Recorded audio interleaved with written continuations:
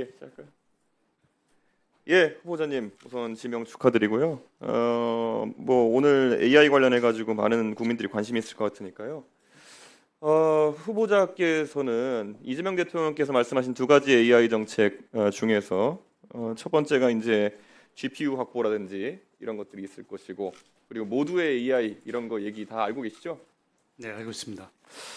자, 그런데 최근에 이제 과기부에서 뭐 지난 정권에서도 출시됐지만은 월드베스트 LLM 또는 이제 독자 인공지능 모델 만드는 것에 대해 가지고 이제 사업이 개시되려고 하는데 표현들이 좀 모호한 게 있습니다. 글로벌 AI 모델의 95% 정도 성능을 목표를 갖겠다라고 하는데요. AI 전문가로서 AI 모델의 성능을 평가하는 지표 중에 가장 먼저 떠오르는 게 어떤 게 있으십니까?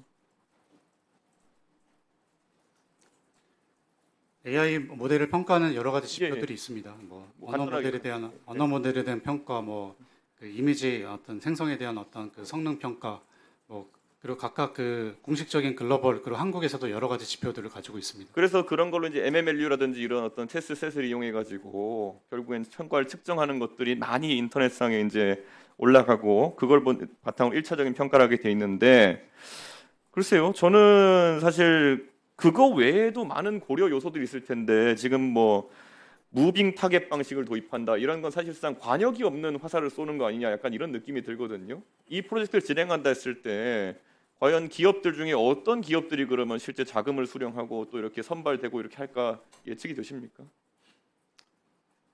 지금 현재 RFP가 나오고 컨소시엄 형태로 지금 지원을 하고 있기 때문에 제가 구체적인 업체 이름을 언급하기는 좀 너무 잘 아시는 것처럼 이 모델이라는 것이 어떤 컴퓨팅 파워를 이용해서 구동되느냐에 따라서도 완전히 다른 모델이 되는 것이고 그것이 어떻게 산업에 응용될 것이냐 방금 말씀하신 것처럼 뭐 이미지 비전 쪽으로 쓰일 것이냐 다 완전 다르지 않습니까? 그런데 여기서 대여섯 개 팀을 추려가지고 지원금을 주겠다 이건 너무 자의적인 판단 잣대일 것이다라는 생각이 드는데 이게 객관적으로 지원자들이 많다면 용납이 되겠습니까? 어떻게 보십니까? 네, 좀 추가 답변 예, 예. 드리겠습니까? 그렇죠. 네.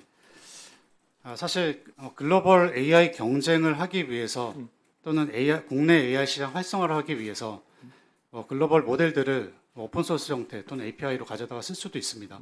다만 한국에서 만든 AI 모델을 가지고 서비스를 만들고 산업 특화 모델을 만들고 우리가 그런 것들을 할 수 없으면은 사실은 우리가 뭐 안보 그리고 중요한 어떤 산업 영역에서 특화된 AI 모델을 만들기가 어렵습니다. 그래서 최소한의 한국형 AI 모델이 저는 필요하다고 생각합니다. 그러면 그 한국형 AI 모델이라는 것이 예를 들어서 지금 일반적으로 아파치나 MIT 라이선스 쓴 모델들이 있으면은 이걸 기반으로 위에 뭐 더 얹었을 때 갑자기 라이선스가 바뀐다고 해서 예전에 만들었던 모델이 사용 불가능하게 되는 건 아니지 않습니까? 그러면 충분히 그것도 우리가 개조해서 어느 정도 국산 모델이라고 인정할 수 있는 부분이 있지 않느냐 이렇게 보는데 뭐 엑사원은 완전 독자 모델이라고 생각하시니까 그런지 모르겠는데 오픈소스 기반의 모델도 그럼 이 사업에 충분히 응모할 수 있는 겁니까? 오픈소스 모델도 다양하게 활용이 가능하다 봅니다. 근데 본 사업에 오픈소스 모델을 파인튜닝하는 이것도 지금 허락하는지 제가 좀 확인을 좀 해봐야 될 것 같습니다. 네, 일정 부분 허락하는 걸로 저는 알고 있는데 결국엔 저는 이런 것들에 대해서 좀 명쾌한 그 지향점이 필요하다. 제가 이유 말씀드린 건요. 아까 이재명 대통령께서 모두의 AI 말씀하신 거 보면은 전 국민 보편 사용 AI를 어떻게든 이제 가능하게 하시겠다 이런 취지였어요. 근데 이것도 물론 그 안에는 뭐 선거 공약이다 보니까 모호한 점이 있지만 저는 대한민국의 전략이 이 둘 중에 하나 중에 뭔지를 봐야 된다 봅니다. 우리가 IT 사업을 보면 지금까지 한국에서 관주도로 시작했던 것들 중에 아니면 관급으로 개발된 상품들 보면요. 세계적인 최고 성능의 제품에 비해 가지고는 조금 못 미치는 성능이거나 보편성이지만은 대체 효과라든지 이런 걸 노리고 개발한 것들이 있거든요. 데이터베이스에서도 잘하시는 그런 제품들이 있을 것이고 워드 프로세서도 잘하는 그런 제품이 있을 것이고 안티바이러스 제품도 그런 제품이 있었던 것이고요. 우리가 타겟하는 것이 이런 것인지 그러니까 보통 수입 대체라 그러죠.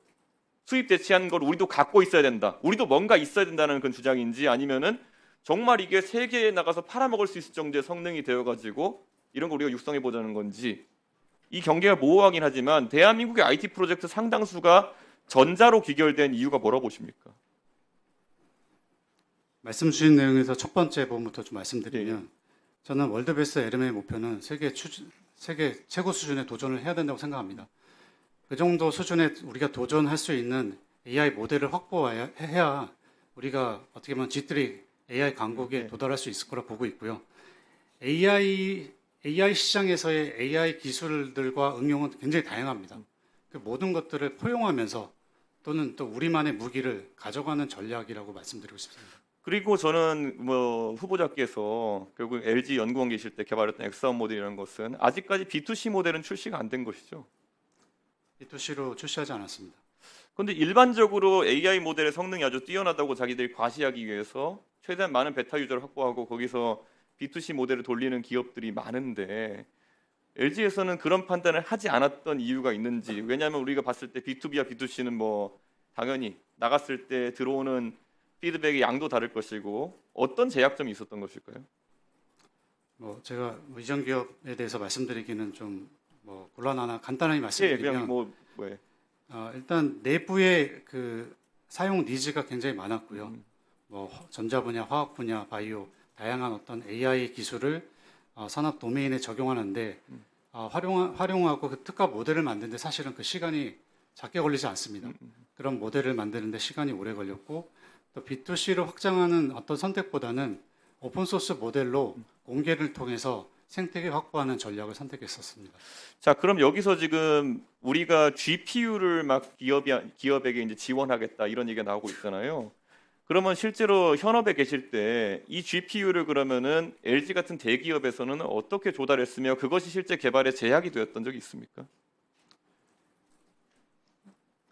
GPU 컴퓨팅 인프라 부분은 사실은 저희 그 대기업이라고 해도 많이 부족합니다. 그래서 클라우드나 이런 것들을 많이 쓰셨죠, 그때. 클라우드 기반으로 GPU를 사용했습니다. 근데 그런 모델이 지금 얘기되는 것이 아니라 지금 나오는 거 AI 컴퓨팅 센터 얘기 보면은 에어메타로 쓰는 방식 이런 것들 얘기가 나오는 것인데 클라우드를 하면 안 되는 이유가 있어요. AI 컴퓨팅 센터를 구축하고 이후에 어떤 클라우드 확산 전략이든 일단 지금 현재는 그런 어떤 기본적인 GPU조차 우리가 한국 내에 많이 없다는 게 더 문제인 것 같고요. 그래서